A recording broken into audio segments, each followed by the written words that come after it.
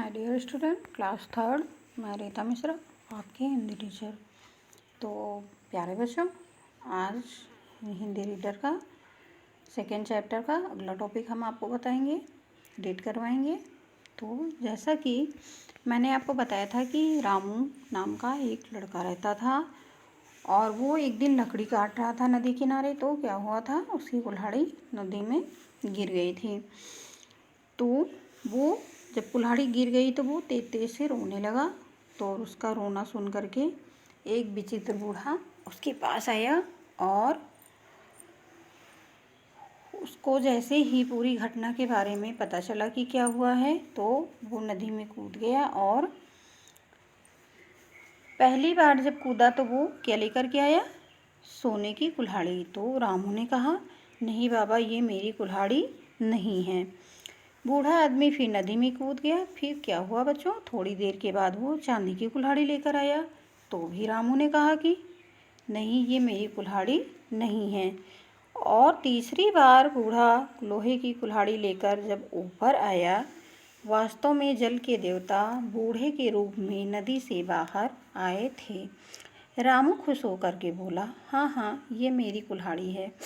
रामू ने खुश होकर कहा, बूढ़े को आश्चर्य से देखा और धन्यवाद देते हुए कहा, बाबा, आप मेरे लिए ईश्वर के समान हैं। क्या आप जल के देवता हैं? जल के देवता ने कहा, बेटा, ना तो तुम लालची हो और ना बेईमान, इसलिए तुम लोहे की कुल्हाड़ी के साथ साथ ये सोने और चांदी की दोनों कुल्हाड़ियाँ भी रख लो। जल के देवता ने रामू की ईमानदारी और सच्चाई का साथ दिया।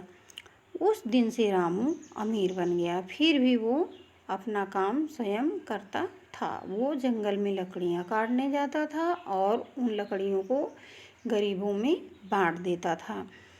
तो क्या है बच्चों कि हमारी ईमानदारी और हमारी सच्चाई हमको हमेशा आगे ले जाती है। तो जैसे कि रामू एक ईमानदार लड़का था और उसके पास कुछ भी नहीं था, सिर्फ कुल्हाड़ी थी और उसी से वो लकड़ियाँ काटता था और वही लकड़ियाँ बेच करके उसी से अपना जीवन यापन करता था। तो बच्चों, क्या है कि हमें हमेशा सच्चाई और ईमानदारी का साथ देना चाहिए और ईमानदारी से काम करना चाहिए। और सच्चाई और ईमानदारी का ही साथ सभी लोग देते हैं। और आज जैसे कि आज रामू ईमानदारी के बल पर, सच्चाई के बल पर क्या हो गया, अमीर आदमी बन गया, एक अमीर आदमी बन गया।